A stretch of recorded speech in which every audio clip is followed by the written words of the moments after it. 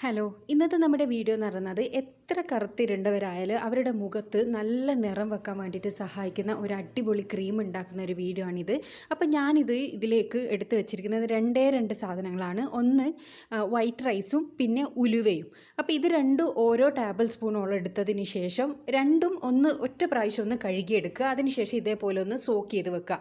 ഇത് ഞാൻ തലേന്നേ സോക്ക് ചെയ്ത് വെച്ചതാണ് കേട്ടോ. എന്നിട്ട് ആ ഒരു വെള്ളം അടക്കം നമ്മൾ മിക്സിയുടെ ജാറിലിട്ടിട്ട് നല്ല ഫൈൻ പേസ്റ്റായിട്ട് അരിച്ചെടുക്കണം. അപ്പോൾ തലേന്ന് കുതിർക്കാൻ നിങ്ങളോട് മറന്നു വയ്ക്കുന്നുണ്ടെങ്കിൽ അറ്റ്ലീസ്റ്റ് ഒരു 6 മണിക്കൂറെങ്കിലും നമ്മളെ വൈറ്റ് റൈസും ഈ ഉലുവയും പുതിർന്നിരിക്കണം. എന്നിട്ട് ഇത് നന്നായിട്ടൊന്ന് അടിച്ചെടുത്ത് കൊണ്ടുവരാം. വെള്ളം കൂടിപ്പോയരുത് കേട്ടോ. വെള്ളം കൂടിപ്പോയാൽ ഇത് ഭയങ്കര ഫൈനായി പോവും. അപ്പോൾ ഇത് അടിഞ്ഞ് കിട്ടാൻ വേണ്ടിയിട്ടുള്ള വെള്ളം മാത്രം നിങ്ങൾ ഒഴിച്ചു കൊടുക്കുക. നമ്മൾ പുതിർത്തി വെച്ച ആ വെള്ളം ഉണ്ടല്ലോ, അത് തന്നെ യൂസ് ചെയ്താൽ മതി. പക്ഷേ പുതിർത്തിയ വെള്ളം ഫുള്ള് ഒഴിക്കരുത്. അത് അടിഞ്ഞ് കിട്ടാൻ വേണ്ടിയിട്ടുള്ള മാത്രം ഒഴിച്ചു കൊടുക്കുക. അപ്പോൾ ഇത് നമ്മുടെ അരിയും ഉലുവയും ഞാൻ നന്നായി അടിച്ചെടുത്ത് കൊണ്ടുവന്നിട്ടുണ്ട്. ഇപ്പം കണ്ടത് ഇത് നല്ലൊരു ക്രീമി ആയിട്ട് കിട്ടിയത്. ഇതിനെക്കൊണ്ട് നമ്മളൊരു ക്രീമാണ് ഉണ്ടാക്കുന്നത്. നിങ്ങൾക്ക് എല്ലാവർക്കും അറിയായിരിക്കും, Japanese skin whitening, Korean skin വൈറ്റനിങ്ങിലെല്ലാം അവർ മെയിനായിട്ട് യൂസ് ചെയ്യുന്ന സാധനമാണ് ഈ അരി എന്ന് പറയുന്നത്, അതായത് വൈറ്റ് റൈസ്. അപ്പോൾ അതിനെക്കൊണ്ട് അതും ഉലുവയും ഇട്ടിട്ട് ഉണ്ടാക്കുന്ന ക്രീം എന്ന് പറയുന്നത് ഭയങ്കര എഫക്റ്റീവ് ആയിട്ടുള്ള ഒരു ക്രീമാണ്. അപ്പോൾ ഇത് ഇനി ബാക്കിയുള്ള സാധനങ്ങളും കൂടി നമുക്കിതിലേക്ക് ആഡ് ചെയ്യണം. അതിന് മുന്നേ ഇതിൽ ഒട്ടും തന്നെ തരി ഉണ്ടാവാൻ പാടില്ല. കാരണം നമ്മളിത് ഡെയിലി യൂസ് ചെയ്യുന്നത് കൊണ്ട് തന്നെ അതിൽ ആ ഒരു തരി ഉണ്ടാവാൻ പാടില്ല. അതുകൊണ്ട് തന്നെ ഒരു കോട്ടൻ്റെ തുണിയിൽ കൂടി നമുക്കിതൊന്ന് അരിച്ചെടുക്കണം. ഇനി കോട്ടൻ്റെ തുണിയിൽ കൂടി അരിച്ചെടുക്കുന്നില്ലെങ്കിൽ അരിപ്പയിൽ കൂടി അരിച്ചെടുക്കാം. പക്ഷേ അരിപ്പയിൽ കൂടെ അരിച്ചെടുക്കുന്നതിൽ നല്ല ഫൈനായിട്ട് കിട്ടുക കോട്ടൻ്റെ തുണിയിലാണ്. അപ്പോൾ ഞാനിതൊരു കോട്ടൻ്റെ തുണിയിലൂടെ അരിച്ചെടുക്കുകയാണ്. ഇത് അരിച്ചെടുക്കുമ്പോൾ ഒന്ന് നല്ലോണം പ്രസ് ചെയ്ത് അരിച്ചെടുക്കണം. ഇത് പെട്ടെന്ന് തന്നെ അങ്ങ് കിട്ടൂല കേട്ടോ. അപ്പോൾ അതൊന്ന് പ്രസ് ചെയ്തിട്ട് കിട്ടണം. അപ്പോൾ അതിൻ്റെ ഉള്ളിലൂടെ കൂടെ വരുന്ന സമയത്ത് അതിൻ്റെ എല്ലാ തരികളും ആ തുണിയിലേക്ക് വന്നിട്ട് വെറും ക്രീം മാത്രമാണ് പുറത്തേക്ക് വരിക. അപ്പോൾ അത്രയും നല്ല ഫൈനായിട്ട് നമുക്ക് കിട്ടും.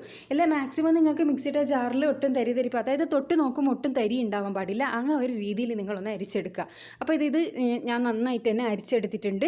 ഇനി നമ്മൾ ഇതിലേക്ക് ആഡ് ചെയ്യാൻ പോകുന്നത് അലോവേര ജെല്ലാണ്. അലോവേര ജെല്ല് വീട്ടിലുള്ള അലോവേര ജെല്ല് യൂസ് ചെയ്യേണ്ട. കാരണം ഈ ഒരു ക്രീം നമ്മൾ ഉണ്ടാക്കി സൂക്ഷിക്കുന്നത് കൊണ്ട് തന്നെ വീട്ടിലുള്ള അലോവേര ജെല്ല്, അതായത് വീട്ടിൽ ചെടിയിലുള്ള ആ അലോവേര ജെല്ലുണ്ടല്ലോ, അത് യൂസ് ചെയ്താൽ ഇത് കേട് വന്നു പോകും. അപ്പോൾ അത് യൂസ് ചെയ്യുന്നതിനേക്കാളും നല്ലത് പുറത്തുനിന്ന് വാങ്ങിയ അലോവേര ജെല്ലാണ്. അപ്പോൾ അത് ഒരു ടേബിൾ സ്പൂണോളം ഫുള്ള് നമ്മൾ ഇതിലേക്ക് ഇട്ട് കൊടുത്തതിന് ശേഷം നന്നായിട്ടൊന്ന് മിക്സ് ചെയ്തെടുക്കുക. ഇത് നന്നായിട്ട് മിക്സായി കിട്ടണം കേട്ടോ. നന്നായിട്ട് തന്നെ മിക്സ് ആവണം. അതിനുശേഷം നമുക്ക് ഇതിലേക്ക് ഒരു ഓയിൽ ഒഴിച്ചു കൊടുക്കണം. ഓയിൽ എന്ന് പറയുന്നത് നിങ്ങൾക്ക് 3 ഓയിൽ ഏത് വേണമെങ്കിലും യൂസ് ചെയ്യാം. ഒലിവ് ഓയിൽ യൂസ് ചെയ്യാം, ആൽമണ്ട് ഓയിൽ യൂസ് ചെയ്യാം. ആൽമണ്ട് ഓയിൽ എന്ന് പറഞ്ഞാൽ ബദാം ഓയിലാണ്. പിന്നെ കോക്കനട്ട് ഓയിൽ യൂസ് ചെയ്യാം. ഞാൻ ഇതിലേക്ക് ഒരു ടേബിൾ സ്പൂണോളം കോക്കനട്ട് ഓയിലാണ് യൂസ് ചെയ്യുന്നത്. കാരണം എല്ലാവർക്കും അവൈലബിൾ ആയിട്ടുള്ള ഒരു ഓയിൽ എന്ന് പറയുന്നത് കോക്കനട്ട് ഓയിലാണ്. ഞാൻ ഒരുപാട് ക്രീം ആൽമണ്ട് ഓയിൽ ചെയ്തിട്ടുണ്ട്. അപ്പോൾ എല്ലാവർക്കും അത് കിട്ടാനുള്ള അവൈലബിലിറ്റി ഭയങ്കരമായിട്ട് പറയുന്നുണ്ട്. അപ്പോൾ അതുകൊണ്ടാണ് ഞാൻ ഇപ്പോൾ ഇതിൽ കോക്കനട്ട് ഓയിൽ യൂസ് ചെയ്യുന്നത്. നിങ്ങൾക്ക് ഈ 3 ഓയിലിൽ ഏത് ഓയിൽ വേണമെങ്കിലും യൂസ് ചെയ്യാം. പക്ഷേ എൻ്റെ ഒരു പേഴ്സണൽ അഭിപ്രായത്തിൽ ഏറ്റവും ബെസ്റ്റ് എന്ന് പറയുന്നത് ആൽമണ്ട് ഓയിൽ, ബദാം ഓയിലാണ്. ഇപ്പോൾ ഞാനിവിടെ ഒരു ടേബിൾ സ്പൂണോളം കോക്കനട്ട് ഓയിൽ ഒഴിച്ചു കൊടുത്തിട്ട് നന്നായിട്ടൊന്ന് മിക്സ് ചെയ്യുകയാണ്. അപ്പോൾ ഇത് കണ്ടാൽ ഇതിൻ്റെ ഒരു ടെക്സ്ചർ നിങ്ങൾക്ക് കണ്ടാൽ മനസ്സിലാവും. നമ്മൾ പുറത്തുനിന്ന് വാങ്ങുന്ന ആ ഒരു സെയിം ക്രീമായിട്ട് കിട്ടിയിട്ടുണ്ട്. അപ്പോൾ ഇത് നമ്മൾ നല്ല എയർ ടൈറ്റുള്ള ഒരു ഗ്ലാസിൻ്റെ കണ്ടെയ്നറിൽ ഒഴിച്ച് വെക്കുന്നതാണ് ഏറ്റവും നല്ലത്. ഇല്ലയെന്നാണെങ്കിൽ നല്ല ഹൈ ക്വാളിറ്റി പ്ലാസ്റ്റിക്കിൻ്റെ ഇതിൽ ഒഴിച്ച് വെക്കുക, സൂക്ഷിക്കുക. അപ്പോൾ ഇത് ഫ്രിഡ്ജിൽ വെച്ച് ഉപയോഗിക്കുന്ന നിങ്ങൾക്ക് പുറത്ത് വേണമെങ്കിലും വെച്ച് ഉപയോഗിക്കാവുന്നതാണ്. പക്ഷേ ഫ്രിഡ്ജിൽ വെച്ചാലാണ് കുറച്ചും കൂടി നല്ലത്. അപ്പോൾ ഇതൊരു 10-15 ദിവസത്തേക്ക് നമുക്ക് യൂസ് ചെയ്യാൻ വേണ്ടിയിട്ടുണ്ടാവും. അപ്പോൾ ഇത് ബോട്ടിലേക്ക് ഇട്ട് കൊടുക്കുന്ന സമയത്ത് നമ്മളെ ബോട്ടിൽ ഒട്ടും തന്നെ വെള്ളമൊന്നും ഉണ്ടാവാൻ പാടില്ല കേട്ടോ. നല്ല ഡ്രൈ ആയിട്ട് ഉണങ്ങിയിട്ടുള്ള ബോട്ടിലായിരിക്കണം. എല്ലാന്നാണെങ്കിൽ ഇതിൽ പൂപ്പലെല്ലാം വരാൻ സാധ്യതയുണ്ട്. കാരണം വെള്ളമെല്ലാം ഉള്ളിലായാലും നിങ്ങൾക്കറിയാലോ. അപ്പോൾ ഇതെടുത്ത് സൂക്ഷിക്കുന്നേരം നിങ്ങൾ വളരെ ശ്രദ്ധിക്കണം. ഇനി ഇത് നമുക്ക് അടച്ച് വെച്ചിട്ട് സൂക്ഷിക്കാം. നിങ്ങൾക്കിത് ഫ്രിഡ്ജിൽ വെക്കുന്നതാണ് ഏറ്റവും നല്ലത്. ഫ്രിഡ്ജിൽ ഇല്ലാന്നുണ്ടെങ്കിൽ നിങ്ങൾക്ക് പുറത്ത് തന്നെ വെച്ചിട്ട് യൂസ് ചെയ്യാൻ വളരെ നല്ലതാണ്. അപ്പോൾ ഇത് എല്ലാവരും 2 നേരമായിട്ട് നിങ്ങൾക്ക് രാവിലെ യൂസ് ചെയ്യുക, രാത്രി കിടക്കുമ്പോഴും യൂസ് ചെയ്യുക.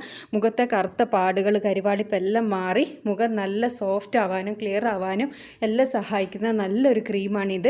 നല്ല നിറം കിട്ടാൻ സഹായിക്കും ഇത്. അപ്പോൾ ഡെയിലി നിങ്ങൾക്ക് 2 പ്രാവശ്യം ഇത് യൂസ് ചെയ്യാവുന്നതാണ്.